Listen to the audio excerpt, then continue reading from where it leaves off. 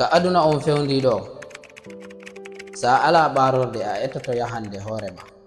Dans cette vie, quand on ne peut compter sur personne, il faut apprendre à se débrouiller. Si tawi woni no satti e ma wallitagol jama on, wakkilo hara a bonnanali ɓe. Si aider les autres vous paraît trop difficile, essayez au moins de ne pas leur nuire.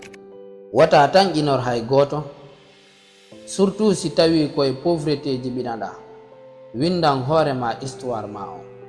N'espère rien de personne, surtout quand tu es né pauvre. Écris votre propre histoire.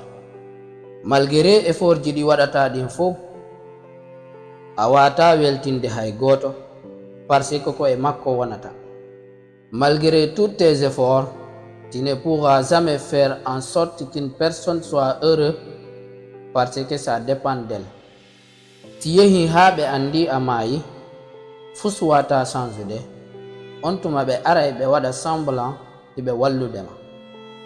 C'est toujours quand il n'y a plus rien à faire qu'ils font semblant de voir t'aider. Woday yimɓe wi'oɓe hakkille maɓɓe wonay e ma, woday faminoɓe hakkil maɓɓe wonay e ma, wata faynindirɓe.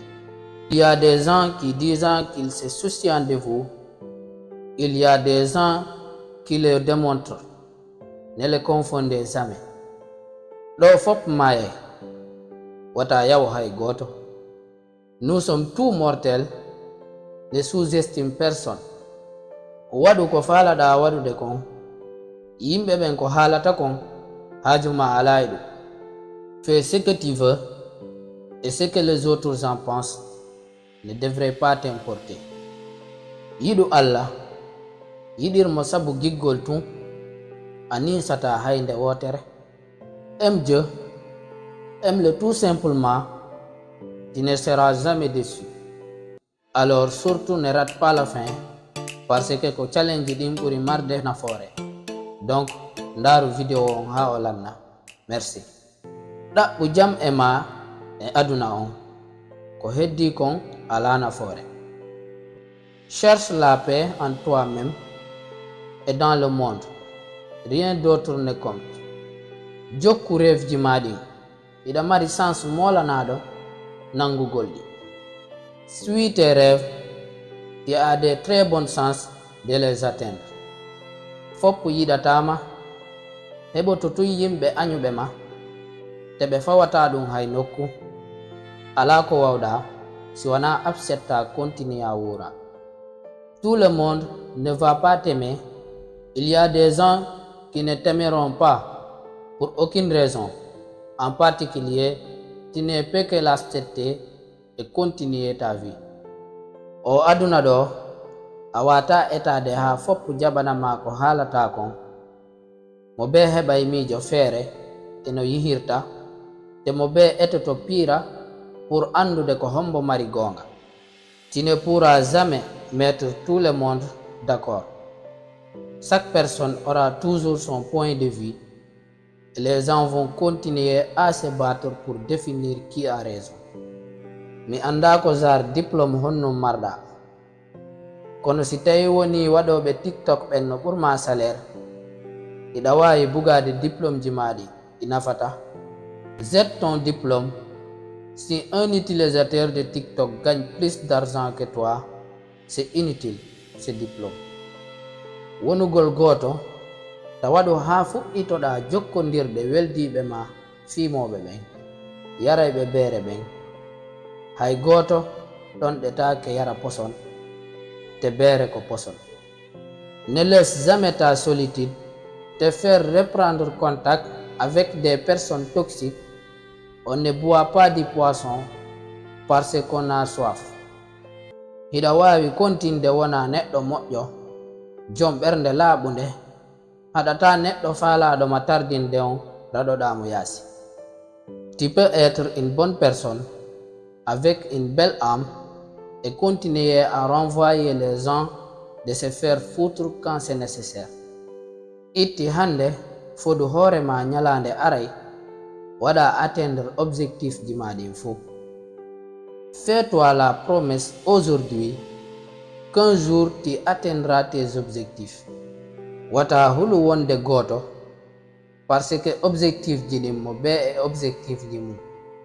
N'aie pas peur d'être seul. Les objectifs sont personnels. Ko apay kum ƴettu temps woni conseil ɓurɗo bonde mo wawɗa jonnude paykum markum 20 ans. Tu es jeune, prends ton temps. Et le pire conseil que tu puisses donner à une jeune de 20 ans. Wata fillano hay goto ko falaɗa waɗude kon fattin a waɗali taw. Ne dis jamais à personne ce que tu comptes faire tant que ce n'est pas fait.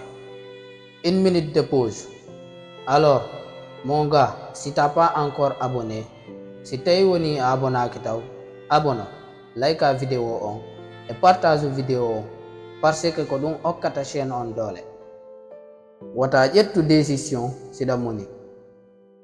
Ne prends aucune décision quand tu es fâché. Jogo secret ji maɗi wana fo fillete. Garde tes secrets, tout ne se raconte pas. Si yehi haɓe ala aajo ma ko on tuma yiyata vrai visage yeeso maɓɓe ngo. Tu verras le vrai visage des gens lorsqu'ils n'auront plus besoin de toi. Wata eto waɗude fo waɗu goto moƴƴo. N'essaye pas de tout faire. Faire une chose bien. Ko aduna hawtindiray ma e yimɓe ɓe merituɗa. Parfois aussi ko aduna hawtindiray ma e yimɓe ɓe a merita. Mais ɗum ɗo fof ko fiya waw famude ko woni différence on. La vie te donne les personnes que tu mérites. Parfois elle te donne aussi celles que tu ne mérites pas. Mais c'est seulement pour que tu comprennes quelle est la différence. Tellement no heewi yimɓe bomɓe ka hoore leydi. Kono hunde wotere no laaɓi. Réussite ma on weltinta ɗuɗuɓe. Suuɗu gurdam maɗan wakkiloɗa welna. Il y a tellement de jaloux sur terre qu'une chose est sûre, votre réussite fera plaisir à peu de monde. Vivons cachés, vivons heureux. Hey ko an, wata tañƴinor hay goto ko yowiti e avenir ma on. N'espérons rien de personne quand il s'agit de notre avenir. Kala ko nene ma e baba ma wawanoma waɗande, wata tañƴinor ɗum hay goto. Ce que vos pères et vos mères n'ont pu vous offrir, ne l'espérez de personne. Alors, en hewti kalannode vidéo e comme no mi haalirta non, toujours ko fermirten kon ɓuri marde nafoore parce que watte permettre anda ko honto fuɗɗotoɗa. Challenge hande jon hino mo. 1. Fixe tes objectifs. Je veux que tu fixes tes objectifs. Mana ƴettu bic e kaye ko faalaɗa ka aduna kon fop winda. Sa gayni ndara ko honno waɗirta ha heɓa ɗum. 2. Finalaw wata wasude. Mi wata sittude les bonnes habitudes. Mi ronka wattorde ton. Se lever tôt est la clé du bonheur. Se lever tôt est la clé de toute la vie. Lève-toi chaque matin avec la détermination pour te coucher le soir avec la satisfaction. Les gens qui ont plus de facilité à se réveiller tôt de matin sont en général plus heureux dans la vie. Franchement, si mi joɗino ɗo ha subaka mi gaynatama haalande nafoore ko woni e finugol law. Prix mondial frère wakkilo watta finude law.